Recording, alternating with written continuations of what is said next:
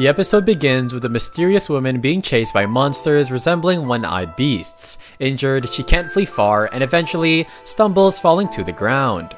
Just as the wolves of course are about to attack her, a man with extremely powerful light-colored hair appears, accompanied by his pack riding various wolves. This man is initially referred to as the Young Master, and with just one technique called the Great Ice Trap, he saves the woman and eliminates all the monsters in the area, leaving her astonished by his powerful technique. The scene then cuts to the young master dreaming of a mysterious woman calling him darling, apparently his wife, although he doesn't recognize her. He tries to grasp her, but wakes up realizing he was holding one of his men's cheeks, and this man is the general of his pack. The general wonders why the young master needs the girl since she's so thin, assuming she is not to his taste. They then proceed to another room where the girl is waiting, and upon seeing the young master, she admires him, finding him super handsome. He thinks the same of her and offers her a chair so that they can talk, and the first thing he asks her is if she met his younger brother and his sister. She then confirms and thanks him for saving everyone's lives. He then inquires about her intentions as she was very weak and the reason for coming to the northern jungle. She ends up revealing everything, that they came to find the supposed spiritual bird, named White Goldfinch, to obtain the beast's core to cure the elders of her sect. Unfortunately, she then admits that they couldn't retrieve any cores, but the young master asks if she wants one as he has several stored. Before she can be happy about it and thank him, he says it is not free and wants one of her brothers or her to serve as a servant for 6 years, while the other two return home with the beast's core. After some thought, she decides to stay like a simp, just kidding guys, and of course she asks for her 2 brothers to return safely to the sect. After a conversation, the young master asks his general to take her 2 brothers to get a ship to go south, and after closing the deal, the young master reveals his name. His name is Xiongba, and he explains that his name is based on the tradition of the human kingdom and is Wu Wang. The girl then reveals her name too. Her name is Lin Su Qing, and after a long conversation, they move to another room to discuss the rules and what she will have to do. Xiong asks Lin to touch him because he wants to find out something and if he can trust the human kingdom, but ends up getting a shock. Later, they go to a place to meditate for a while, and Lin learns more about Xiong and everyone around him. Xiong's goal is for Lin to help him verify if the human kingdom cultivation theories are actually correct, and as the sun sets, they return to the young master's room and he asks her to try drawing a map, which is basically a chi circulation diagram, but she's not that good at it. With Xiong having some insomnia problems, he asks Lin to touch him to sleep. Initially, she doesn't like the idea, but she does as he is asked, and when he wakes up, he realizes he's receiving spiritual energy. Lin is surprised because right after the first meditation session, he quickly receives spiritual energy, but something happens that injures him and makes him bleed from the mouth. Xiong wonders if human cultivation techniques conflict with star invocation techniques, but his mother appears to explain some things to him. After the conversation, he receives a kind of amulet given by his mother to contain some force. She says that he must not reveal the human kingdom techniques or there will be problems. His mother is Lady Chang Shui. She is the senior chief priestess of the son of the temple of the Star Lord, and later that same day, he has to take his grandmother to see the sunset by the sea in order to have a conversation with her. She learned that Xiong was with a girl from the human kingdom and asked if he finally managed to learn about the theories, but he said not yet, but he will find a solution. The next day, Xiong prepares for a battle against a dragon in front of the entire village, only he could end this dragon monster. But before he could do anything, a huge shooting star is falling from the sky towards the battlefield, and upon landing, a huge monster that seems very powerful emerges, even killing the dragon that was fighting Xiong. And now, what will Xiong do against this monster? The episode continues this fight against the giant monster that emerged from a shooting star. This monster had 4 horns, human eyes, and pig ears, which is kind of funny. It is Zhu Hui, the man-devouring beast recorded in an ancient legend. Lin recognizes the creature and comments that it must be tens of thousands of years old, and the battle rages on, with Xiong doing his utmost to confront the giant monster while the general tries to evacuate everyone from the village to avoid being harmed by the creature's attacks. While attempting a blow, Xiong realizes that he cannot contain the monster and to consider another plan to try to stop it. Chaos spreads everywhere the creature goes, leaving trails of lava, magma, and even fire. Meanwhile, Xiong tries to protect his people from the creature. They are attempting to evacuate from another side as the village is completely engulfed in flames, and while some flee, others pray to try to calm the monster, and obviously, I don't think that's gonna work, but they obviously believed it to be divine, and they are receiving some grace from the Star Lady as a beast fell from the sky. However, Xiong's grandmother Wu Wang arrives and explains that attacking villages is a characteristic of this creature, as it is their custom. Wu Wang asks Lin to take her forward to try something, as the villagers won't allow her to take risks. Meanwhile, Xiong continues in a very difficult battle against the colossal monster, and he tries various techniques, but none of them work. Then, he decides to use his last powerful technique, summoning a giant iceberg, but he begins to bleed from the mouth as he is at his limit. Nonetheless, he persists, wanting only to buy enough time for everyone to flee the village to a safe distance from the monster. As he prepares for his attack, his grandmother is approaching the location where she planned to go, being carried by Lin. She activates a powerful magic mixed with her prayer and manages to trap and paralyze the monster. With the monster immobilized, Xiong manages to hit it squarely on the head, let's go, and of course he puts an end to all the chaos the creature has caused. However, with the monster's death, unfortunately also comes his grandmother's death, oh no guys, and before falling to the ground, Lin catches her. Her last words were asking if there were any immortal beings in the human realm. Lin responds that there are not, as there is no one immortal in the human realm, and she says it is indeed a wonderful place, and then of course she passes away. The whole village mourns this loss, and Lin and Xiong take her body to a hut in the village to stay by her side, reminiscing about the good times that they have shared. Lin delivers the message Xiong's grandmother asked him to deliver, and he becomes a bit sad and leaves the place without saying anything, flying alone through the skies until he receives a call from his mother. They talk, and Xiong asks what exactly the blessing of the Star Lady is, and his mother finally admits to him that it is time to tell him. And in the ancient Battle of the Lords, the celestial palace where the Star Lady resided was on the winning side, and the wild region of the north was their trophy. Consequently, the lords of the other 8 wild regions cannot invade there, and although the Star Lady was gravely wounded during the battle, she needed to sleep within the starry border to fully recover, and while resting, she was afraid something powerful would attack her in her absence, so she created the priests of the 7 suns and imparted to them the star invocation techniques to control the entire wild region of the north. The reason for the creature's emergence was revealed in this conversation. His mother says that whenever the Star Lady senses a tribe with the potential to unify the wild region of the north, she sends a monstrous creature formed from her hair and to eliminate the threat in advance, to maintain the balance among the various tribes of the wild region of the north. And after a long conversation, Xiong finally understands everything, and he says that since it is a blessing of the Star Lady, he must accept it. Meanwhile, in the village, everybody is collecting the bodies and mourning the 1,232 or 1,232 dead due to the monster's attack, and 3,634 wounded, most of them being elderly and children. Everyone urges him not to blame himself, but then he shares some information for the entire village on how they can avoid such a loss again. Encouraging everybody in the village, they make a plan to strengthen their people and thus survive the upcoming blessings that are to come. Kang Shui, Xiong's mother, engages in a battle against the other divine members, what the heck? However, one of them dares challenge her, but Kang Shui, the Sun Priestess, is the most powerful among them, and of course, let's go.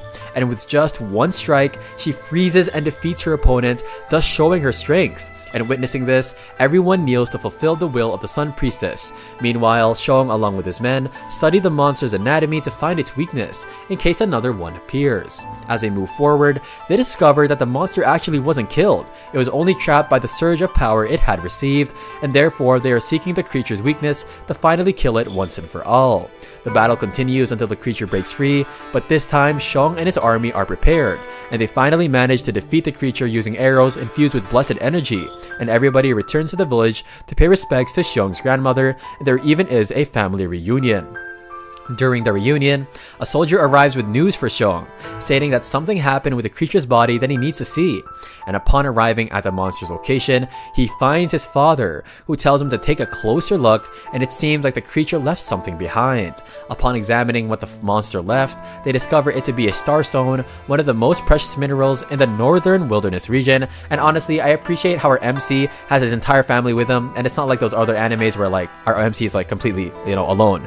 But anyway, after some more discussions to improve his army, Xiong is left alone with Lin, who appears much more beautiful than usual, leaving Xiong shy and impressed by her beauty, and did our boy really just get rizzed up by her. She hands him a folder containing a secret technique to make him stronger. She found it in the North Wilderness Market, but it was just a book with a philosophy that of course shocks that looked more like an erotic novel. Xiong asks her if she knows what the newlyweds do on their honeymoon, but she doesn't exactly know what he is referring to. She truly doesn't know. He leaves the quote-unquote technique book with her, telling her to pay attention to the illustrations. Xiong tells Lin to do that because she's in her 40s and understands less than her younger sister, and when she opens the book and sees the illustration, she blushes completely embarrassed and doesn't know what to do. Outside, the village members are building a huge bonfire and are dancing around it, and they're celebrating Xiong's almost 18th birthday. His father brings in girls of all types of races and ethnicities to see if they can cure his condition, but every time he touches one, an electric shock hits him.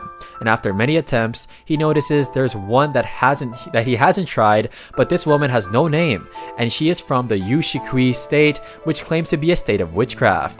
While Xiong ponders this, his mother senses something strange. Something is approaching from outside the village. The episode begins with Xiong in his office alongside his newest servant, a girl from the state of Yushikui. This girl has always been strange, but here we realize that everything was a plan to try to assassinate the young master. She approaches with the intention of killing him, but before she can do anything, Lin appears to talk to Xiong and unknowingly prevents the young master's assassination. Xiong decides that the new servant will stay with her in her room, and Lin then takes the servant to the room while Xiong remains in her office watching a new servant as he already suspects something. Upon arriving in the room, Lin shows her everything, prepares the servant's bed, prepares her bath, and tries to help with everything else she needs. Meanwhile, we see that the witch possessing the new servant does not actually like Lin and says she will try to finish her off quite soon, and what the heck. The witch realizes that Lin is from the human kingdom and doesn't understand why she is there with Xiong. And after continuing to talk with her, Lin asks if where she came from, that there are really witches, and if it is true that they can turn people into monsters or puppets or something like that. The witch is impressed and wonders if Lin already knows something, if she noticed her puppets, or if she's just testing her. As she thinks, Lin goes to the back of the servant and takes her to the bath, but in doing so, she notices that she has a strange mark on her neck and asks if it has any special meaning to her. The witch is terrified because she doesn't know if Lin found out about the puppets or not, but she realizes that Xiong was watching the two of them and knows that he has already found out everything. They flee from the hiding place while the puppet inside the servant's body attacks Lin, and before it could hurt her, Xiong appears and instantly freezes the puppet, preventing Lin from getting damaged. Lin asks him if she knew about it all the way from the start and gets angry with him, but he says he just wanted to see her innocence to confuse the enemy so she could find the person behind the puppets. Lin says that it's okay, but next time he should at least warn her, but he says he doesn't intend to do it again. Before the assassins can flee, he uses a star summoning technique and finds them before they can disappear. And before he could hit them, the witch comes up with the idea for everybody to split up, but it didn't work because the magic split into the same number of enemies, hitting and eliminating everybody except the witch, who was only injured and captured to be interrogated. She is the leader of the bounty hunters and, afraid of being executed, ends up confessing that the long-haired tribe was behind everything. She says she received the bounty mission from the Commercial Guild of the Western Wilderness region. Because of this an assassination attempt by the Long-Hair clan, what a funny name for it, they organize a plan to attack them and spread the word to the surrounding area. They ask their general to gather all the tribes who believe in the Lady of the Stars to attack together with Xiong's clan, which is a Bear's Embrace, and say that the reward for this feat will be that the territory of the Long-Hair tribe will be divided among all participating tribes. Xiong tells Lin that she can prepare for the journey to the human kingdom, and after that, Xiong has another dream with the same mysterious girl, who manages to hug him without being hurt by the shock. She bites his neck and says it won't take long, and she asks him to wait for her. Xiong tries to go to her once more, but he wakes up already on the way to battle, without understanding anything. Lin asks why he was sweating so much, if he was having a nightmare, and Xiong wonders if this woman who always appears in his dreams was the one who cursed him. There's no time to think much because destiny is right ahead. They finally arrive at the marketplace, so Xiong decides to go in alone, but disguised so that nobody notices him. He disguises himself as a strange man, and to enhance his disguise, he splashes alcohol on his body to smell bad, really? And following the path, he enters a market room and makes everybody believe that he is just a strange man smelling of alcohol. While waiting for his food to arrive, he sees through a window a woman named Lady Ling who is well dressed, completely covered, with only her eyes showing. As he stares at her, he realizes that her gaze was the same as the gaze of the woman in his dreams. She is accompanied by some people, and they enter the same establishment where Xiong is disguised. He overhears her conversation and hears a name, Master Zhu Dong, which seems pretty familiar to him. But only after a while does he remember that this name was a master Little Hay mentioned. After a while, a person arrives on a cloud like Goku, and this person speaks to everybody but doesn't seem very popular. Then he spots Xiong and joins him at the same table, asking about the food, and if Xiong liked the local food, and of course he joins him. In a brief conversation, he reveals his name, which is Ji-mo, and after introducing himself, he asks Xiong's name. The young master thinks quickly and says his name is Ho-di, and that he was just a hunter who came from the Great Wave clan, and he just asks if they could be friends of some sort. The guests from the human realm finally met with the young master with the aim of making a deal, and after some conversations, everybody was surprised by the way of the young master was, but still trusted him. They all formally introduced themselves, and we found out that Ling was from the Celestial Fairy sect, and Ji-mo said that Ling was the most dazzling rising star in the human realm in the last 100 years. However, they continued to talk about the deal, as there might be another war between the human realm and the Celestial Palace soon, and one of the objectives was a purchase of the mining production of the Bear Hug clan without imposing a price. And after a long conversation, the decision was left to the young master, who decided to establish a mineral consortium in the northern wilderness with Xiang Tian, gathering minerals from various important clans and setting unified prices. Later, Xiong and Lin had a relaxed conversation and went to see Lin's master, and while everything was going well, a mysterious person fell from the sky, what the heck, in a village location. The general who saw this person decided to help him and took him to the village's high priest, and upon arrival, he said that the aura of this person was very weak and that he was injured in some places near his vital points, with scratches as if from wolf claws. The high priest managed to heal the man, who was from the human realm, and his name was Wang Lin. He recounted what happened for him to fall back to Xiong's village and what happened to the others. Wang Lin reported that as they were returning home, they were attacked by a very powerful master that no one could defeat, and while some distracted the monster so that the fairy Ling could escape safely, everybody fought against the creature. He said that some people died, but he managed to escape in time, and after recounting everything that happened, the young master along with his general and Ji-mo went to the place where the battle against the monster took place to find the missing fairy Ling. Xiong found her, but something strange was happening. When Ji-mo and the others arrived where the fairy was, along with Xiong, who had already found Ling, they discovered that it was actually a betrayal, as that region was much less inhabited by monsters. Even though he tried to explain, not everyone believed him, and a battle started to begin. To prove his strength, Xiong ended up conjuring powerful techniques, including summoning his mother to help him. This battle would determine who was right and who was the most powerful, and are we really just gonna skip over the fact that our bro just really summoned his mother like he's a Stan from JoJo. Anyways, Xiong managed to protect his village and his people from all the enemies who try to cross his territory. The battle continues, but with just one blow and the help of his mother, Xiong incapacitates the lady from the human kingdom and captures her. Next, we see the general fighting against the same creature that attacked the group from the human kingdom, and the general fights with all his might, but Xiong mentions that the aura of the beast is quite complex, and despite this, the general manages to surpass its speed and positions himself behind the creature, grabbing its tail and hurling it away straight out of a comic. While Xiong watches the fight on the other side, the enemy heals hidden and rises to try to attack the young master. He asks the young master how he found out that there was something wrong with his soul, and fearlessly, Xiong says that it was the guidance of the Lady of the Stars and imagines it was her behind it. He asks him to return Lady Ling to him, sparing his life, but Xiong is not afraid and provokes him. The enemy transforms into a very strong monster to try and kill the young master and take Lady Ling back. Before the fight actually begins, the monster takes out a vial containing a drop of blood that his father had granted him, a drop with great power capable of bringing life and color to the dead forests of the North Wilderness. Xiong uses a technique to end the battle before it gets out of control. With just one blow, he incapacitates the monster, ending the entire battle in an instant. After all this, Lady Ling wakes up and wonders if Xiong saved her, and shortly after, they return to the young master's village to discuss the union of the two clans so that the two kingdoms help each other in all the confrontations that is to come. Xiong asks Lin if Lady Ling's wounds are completely healed, and Lin replies that the pill-making techniques in the human kingdom are actually quite incredible, and that there will not be even scars left behind, and W for the humans. Xiong mentions that most of the time his men are left with scars from fighting beasts, and it would be great to have those pills for the army.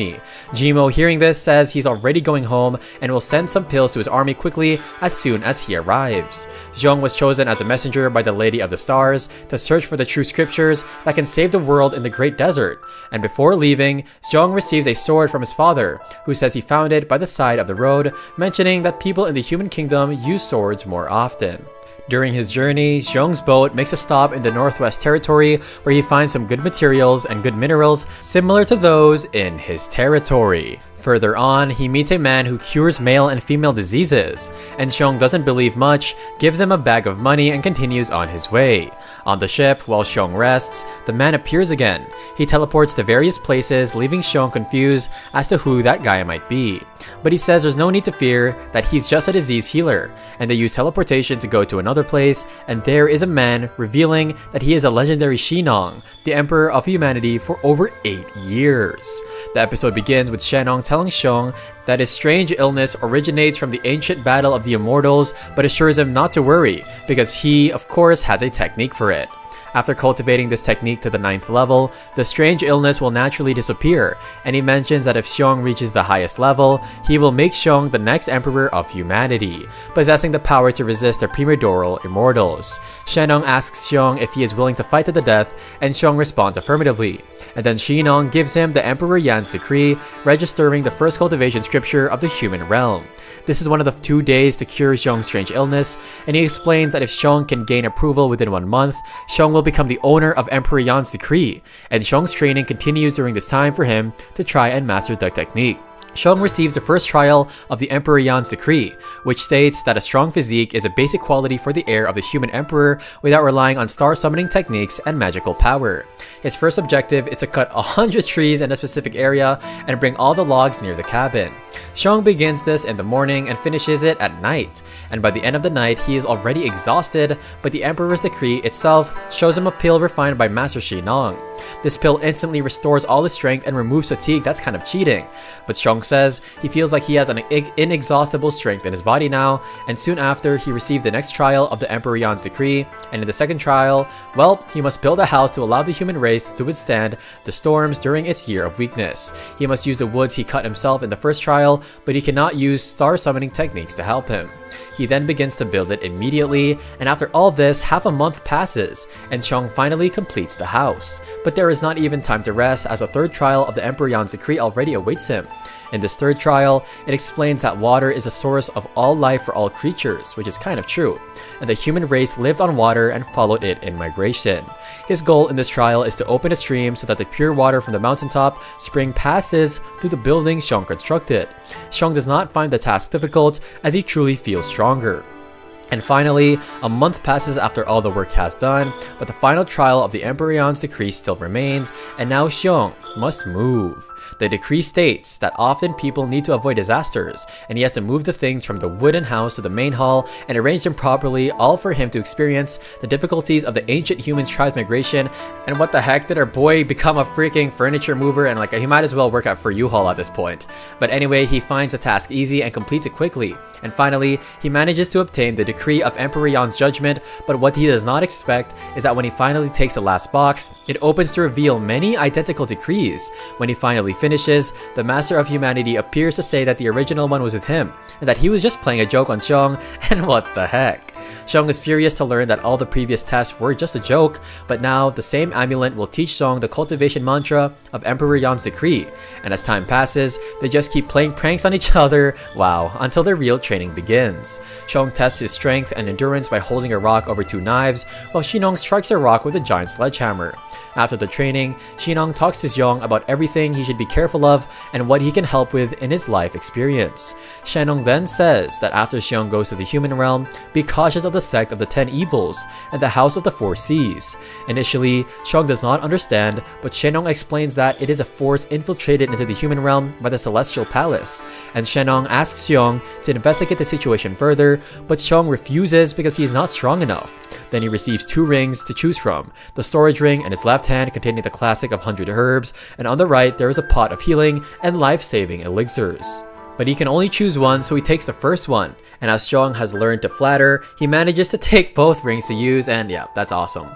There are 2 rings, one yin and one yang, and when he uses both together, he can conceal his aura. But he asks Xiong to go on his way now because Shenong needs to find a way to surpass the limit of his life, which is kind of sad.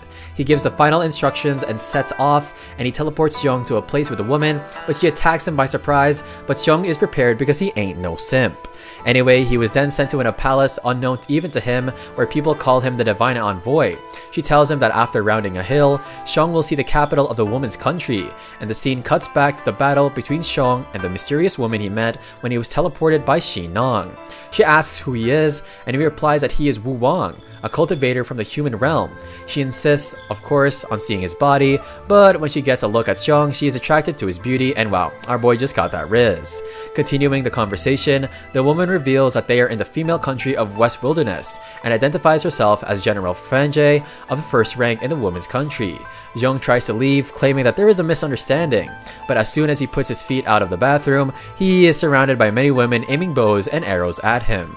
General Fenjie asks them to lower their weapons and explains that the female country is known for its hospitality, but in a small skirmish, Xiong loses and is to be taken to meet the majesty of the woman's country. But before they can take him, Xiong reveals himself with a powerful aura, explaining that his mission is to seek scriptures from the Star-Lord to save the world. All the women are impressed by his aura and his beauty, and our boy really is, he is a Rizzler.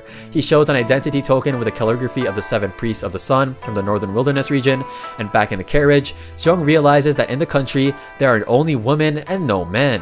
Fenjie asks how men give birth, and he explains that, well, this is not possible. Xiong mentions rumors about the magic pool where the women of the place can get pregnant, but only with girls, and when they reach their destination, they discover that Jimo had arrived 3 days earlier, as well as Miss Ling. After a long conversation, they move on as a welcoming ceremony is being prepared for Xiong, and the representative explains that the female country is in a delicate situation and asks Xiong to take care of Jimo's trial. He reports that during a banquet, he was seduced by a mysterious woman and ended up trapped in a bed, unable to use his magic powers. The victims confirm the presence of a third man in the female country, and the representative orders the city to be sealed and all the corners of the capital to be searched to find this person, and Jimo wishes to confront Fenjie, but is, well, unable to. Miss Ling senses a strange presence and reveals that it is the Majesty. She summons Xiong to settle accounts the next day. And later, Xiong, Ling, and Jimo talk, and Jimo asks why they call him the Divine Envoy, and Xiong explains about his mission from the Lady of the Stars, and after the conversation, Xiong needs to leave. When they leave, Jimo is alone and a woman appears in his room, offering to train with him. However, he resists, remembering Xiong's advice to maintain his reputation.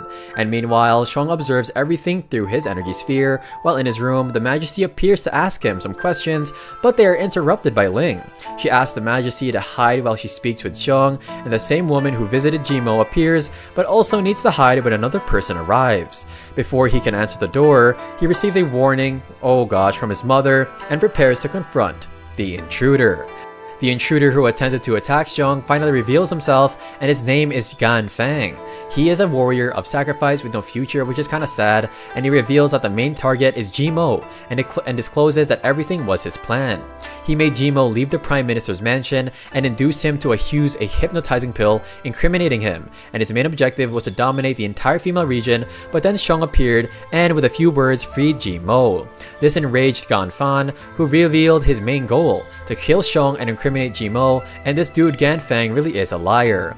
He uses Jimo's voice to try to attack, but Xiong's mother warns about the trap, allowing Xiong to avoid the blow, and a battle ensues, surprising Gan Fang to find Ling present. She fights against him and proves superior, of course, injuring him easily, multiple times. However, Gan Fang did not expect that it was all a trap to capture him. He is then hit by an arrow, but summons a giant snake to attack Xiong, and is our bro Orochimaru or something? But of course, Xiong in return summons a giant ice dragon to confront him, and Xiong defeats Gan Fang, but before he can reveal who sent him, he literally explodes, dying without saying anything, and with the conflict over, Xiong is invited to a banquet in celebration of the victory, and wow, that went by pretty quick. The next day, Xiong and Jimo are in a carriage, and Xiong remembers Shennong's warning about the 10 evil sects and the House of the Four Seas. Jimo reveals that it was his original goal. He mentions that after receiving the recommendations from the chief of the House of the Four Seas, Xiong will have the opportunity to inherit the decree of Emperor Yan. Finally, they arrive at the Majesty's palace where they are introduced to the pregnancy pool. Hold up, what's going on here? And intended for women who wish to have children as they enter the palace. Xiong feels a sense of deja vu as he is stared at by the giant blessed beast from before, but he continues moving forward. Everyone gathers and the Majesty reserves a special place for Xiong. It's called the swing.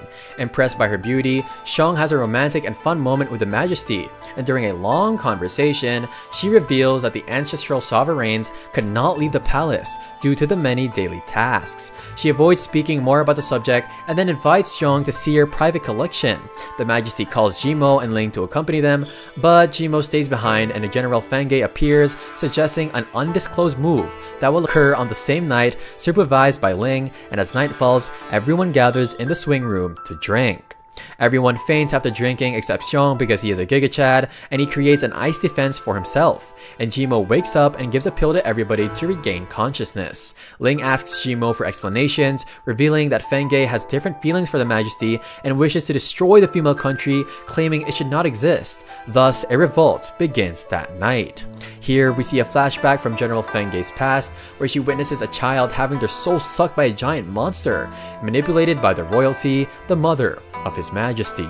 She tries to escape, but trips and falls to the ground, and the guards rush to capture her, but before they could kill her, well, the Majesty at that time is still a child, asks them not to, but instead to make her one of the guards. As of course, he was about to ascend the throne and he wanted her as his protector. He orders them to seize all the sacrifices, while Fengge leads her army to finally liberate the kingdom from the shadow of a beast, and Xiong remains trapped in his own ice defense, surrounded by Fengge's guards to prevent him from interfering. Meanwhile, Fengge takes Ling and Jimo to a kind of a cave, revealing the purpose of the existence of all those children. Xiong arrives at the pool and discovers that the goddess who created the palace left the country, leaving behind a fierce beast as a guardian, which demanded sacrifices to protect the kingdom. And while Ling, Jimo, and Fengge continue in the tunnels in search of the beast to put an end to it all, Fengge reveals that this is the guardian deity that protects them all, but the price for this is the exchange of human lives. What the heck? And it is a secret kept by the queens throughout the generations. Fengge confesses that she was once one of those responsible for the sacrifices in that place, revealing that children were secretly created using the pregnancy pool and offered as a sacrifice to the fierce beast when their souls matured, and a battle ensues to try and defeat the beast once and for all. Fengge prepares to confront it, even if it means her death, but before she can do so, Xiong appears and creates a barrier to protect her. He then decides to fight the beast, attacking mainly at its mobility, targeting its 4 legs. After a difficult and hard-fought battle, Xiong manages to defeat the beast barely, and Fengge tries to deliver the final blow, but Xiong stops her, questioning the truth of it all. She confirms that the beast devours human souls and that it is one of the core of the country's protection, and Xiong reveals his theory that the 108 statues of beasts outside the border of the woman's country contain living and fierce beasts, which could awaken if the country's protection barrier were to disappear, and destroying it, the Prime Minister arrives at the scene and calls the beast Majesty, leading Xiong to realize its relationship with the dormant queen. In a moment of distraction, Fengge breaks the ice wall and attacks the beast, killing it, but a crown is thrown out of the cave. Everybody rushes for it, but Fengge rebels, trying to stop them. She then kidnaps Her Majesty, but is defeated by Xiong, Ling, and the others before she could harm her. They struggle to contain the crown, which is enraged. Her Majesty reveals that the royal family has a blood of the goddess deity, and that whoever wears that crown is her personification, and she is willing to sacrifice herself for the good of all, asking Xiong for one last wish: a hug. Despite her cold body due to the barrier, they then embrace, and after Her Majesty's departure, Fengge, remorseful, cries, realizing that it was all her fault, but acknowledges that everything was saved thanks to the sacrifice of Jia Yi, Her Majesty. Majesty Jia Yi is now headed towards her sacrifice for the nation of women, and Xiong ponders what he can do to try and help. He could use the technique of star invocation. Initially, he doesn't quite understand the specific reason for this technique being mentioned, but after reflecting, he concludes that he could use the borrowed power of divinity. But oh gosh, he asks Jia Yi not to sacrifice herself and not to advance towards a crown to die. Then he asks her if she would like to learn how to gather beliefs, and shortly after, everyone gathers to hear Xiong explain explain his plan. He proposes belief gathering, which involves gathering the beliefs of living beings and condensing them within oneself to generate great divine power. Xiong explains that if the beliefs are sufficient, Jia Yi will be able to resist the divine power in the queen's consciousness. She accepts and performs the technique without hesitation, of course trusting Xiong. After that, she now heads towards the crown and holds it. And Xiong says that the next step is to promote the great sacrifice she's making for the nation of women, creating a statue in her honor so that the people have a tangible target of faith. Secondly, present miracles to make people believe that those who trust in the goddess will receive her blessings, and Xiong mentions that this will motivate people more to pray towards the statue, and that's kind of idolism and that's kind of wrong. But anyway, finally, he talks about the need for a formation to gather the power of beliefs, while Shenong continues to pursue his goal of talking to a monster to find out where the Emperor of Heaven is. The monster is reluctant to speak, but eventually reveals that the Emperor of Heaven is in the Kunlun mountain, and returning to Xiong, he focuses and by touching the statue, connects with Jia Yi. She says that she is fine where she is, describing it as a small garden full of flowers, and mentions that the pressure of the crown is decreasing, allowing her to express her divine thoughts externally. And after hearing this, Xiong shares the news with the others, and they all celebrate, happy because the plan actually worked.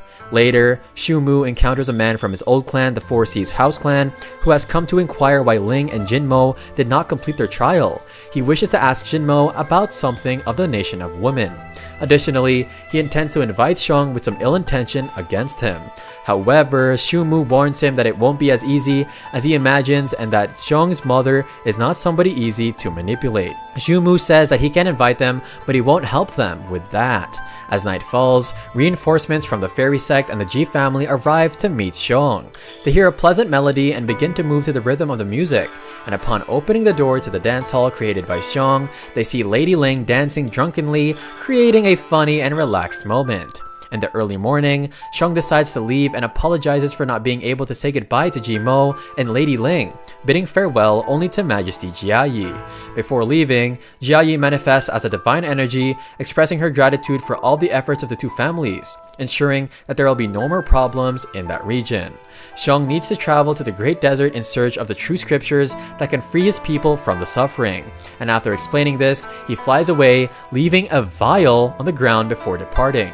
Fengge appears very ill, but refuses to take the potion that Xiong left, and Jia Yi appears and asks why she isn't taking it and why she isn't eating the medicine. Fengge replies that she is a criminal and not worthy of saving. And with these words, General Fengge dies within the barrier, and really, come on, that's just so sad. Xiong is then approached by the same members of the Four Seas House Clan, who he says he must accompany them to the human realm because the superiors wish to see him. These superiors are from the Four Seas House, and Xiong asks what they want and what would they do if he refused.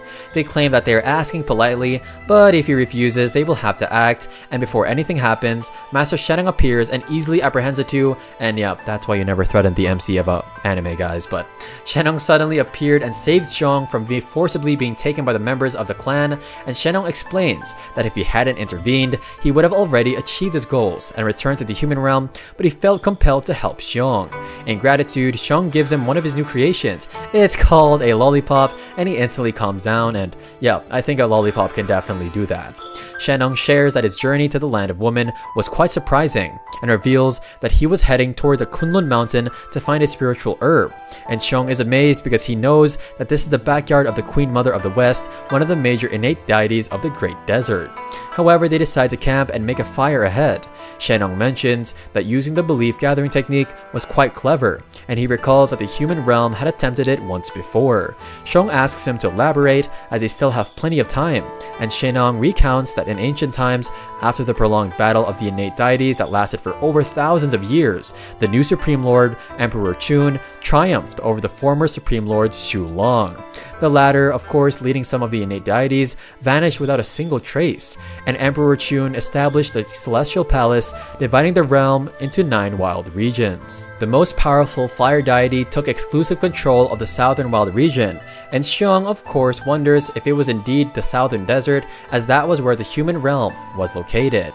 Shenong explains that the ancient fire deity was cruel and ruthless and absolutely devious, showing no compassion for living beings at all, but there was a young human who accidentally obtained fire by drilling wood and popularized this technique. Unexpectedly, this angered the fire deity, who tried to eliminate the young man, but he resisted and declared war against the deity, and with a single blow, the deity threw the young man into the sea. After countless years, then the deity of fire once again sent flames to vent its humiliation at the celestial palace banquet. A man wearing a straw cloak appeared, barefoot, walking on the waves on the sea. He faced the fire deity, and as the deity attempted to attack the man, it received a powerful blow that caused its fingertip to explode, and it was thrown away. Upon hitting the ground, the man seized the opportunity and attacked the fire deity's face, thus defeating it. W for the humans, man. And of course, in response, the celestial emperor became furious and sent an army to launch waves of attacks against the human. His name was Sui Ren, and however, guided by Sui Ren, humans contemplated the power of fire as a besieging desires.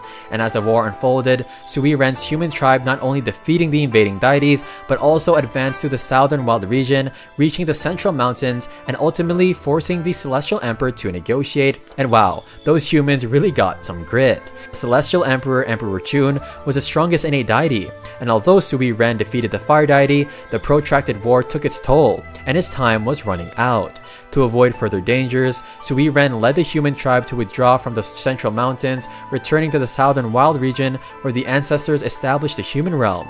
And Shenong believes that this entire story would help Xion grow stronger, as he is still young, and he urges him to ensure that he masters the power of Emperor Yan's decree. Of course, Shenong also mentions that in the human realm, those who surpass the power of mortals are called transcendent beings. They can fight against innate deities, but their lifespans are limited. Afterward, Shenong says that it is time and teleports to another place with Xiong. They arrive at the legendary Kunlun Sanctuary, and upon arrival, Xiong feels immense pressure. As powerful entities inhabit the place, they are greeted first beast Lu Wu, and shortly after, 3 more beings arrive, the Kaiming Beast and Chang Cheng. However, Shenong assures Xiong not to worry, as they do not serve the Celestial Emperor, but a fierce battle is going to be inevitable. Therefore, Shenong sends Xiong to an island and instructs him to wait there, and he collapses on the island like this is Castaway the movie, but he is saved by a bird named Jin Wei, who gives him a fruit that restores all his energy and his strength. However, shortly after, Xiong discovers that Jin Wei is not a bird, but a human. In fact, she is a woman. Xiong wonders how a human can transform into a bird, but he doesn't have time for the answer, as he remembers she landed on his arm. He asks her to turn back into a bird and land on his arm again, and he is impressed that he doesn't fall asleep.